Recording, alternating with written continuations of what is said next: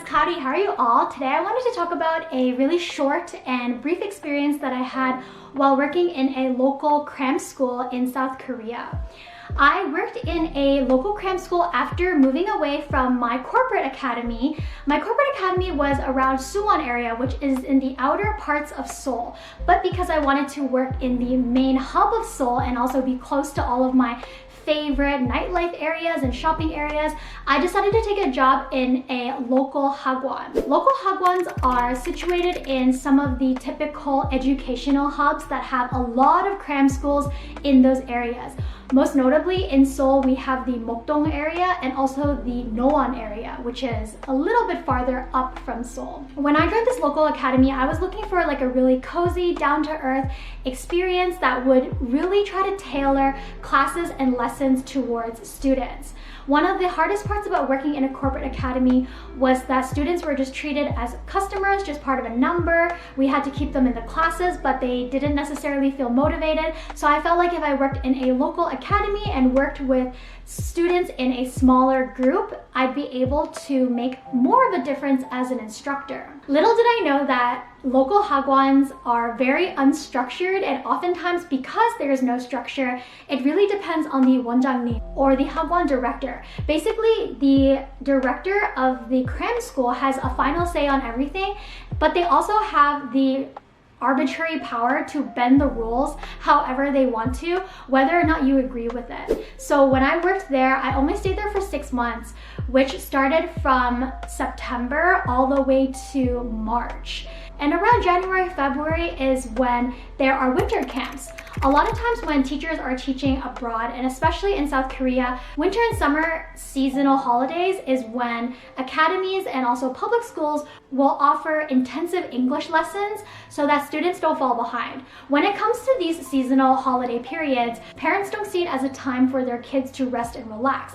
They see it more as a time for low-key studying while relaxing, or extra studying, especially if the child or the student is about to head into middle school or high school or university. Basically, for a lot of children growing up in Asia, studying never stops. And for Korean kids, there's a lot of pressure for them to be constantly improving their English skills. So during these winter and summer breaks is when academy teachers get swamped. Not only are we teaching our regular course load throughout the weekdays in the afternoon for our regular classes, we are also asked to create extra lessons, extra activities for at least 3 hours every day for students in the morning. So basically, for regular schedules, you would have all the morning to prep and teach in the afternoon or evening. But for summer and winter classes, if you're constantly teaching in the morning and stuck with your regular schedule in the evening, basically you don't get any breaks or any time to prep or grade or manage your syllabus. For me, I was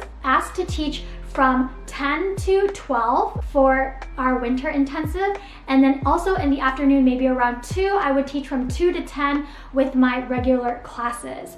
And between that, I would be doing consultations or helping out other classes, and I was basically stuck in the academy all day, either doing admin work or helping with new students, registration, a lot of different things. When you're in corporate academies, there is a set structure and your set job. You don't really have to step outside of your job duties.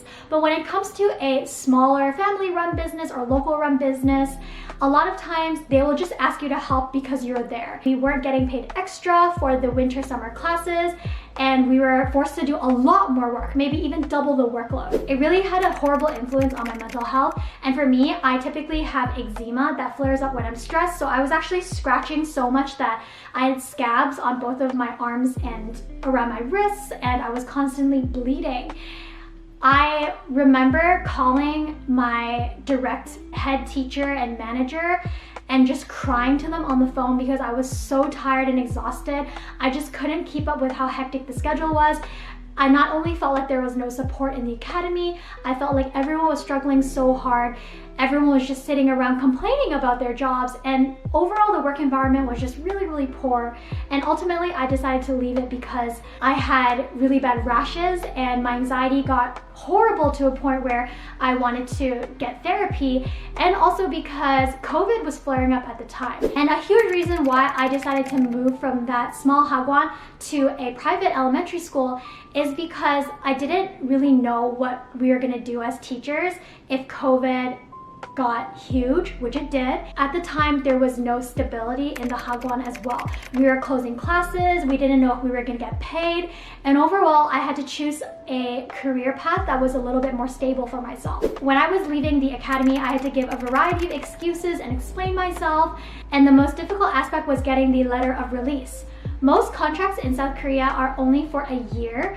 If you decide to leave earlier, most of the times you need a contract of release saying that your employer will allow you to take a different contract. They're releasing you from the work and you're allowed to go to the immigration center to change your visa sponsorship.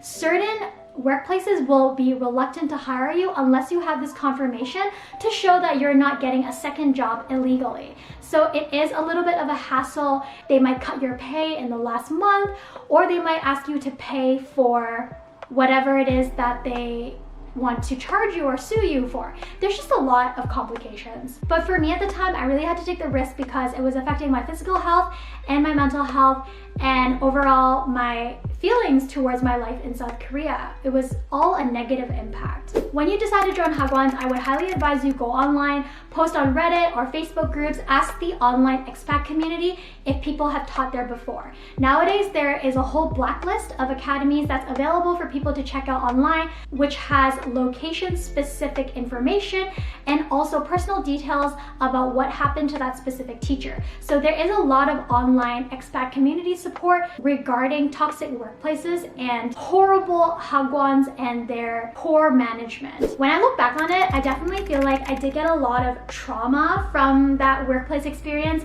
but as with every work experience and teaching experience, the kids were really where all of my happiness came from.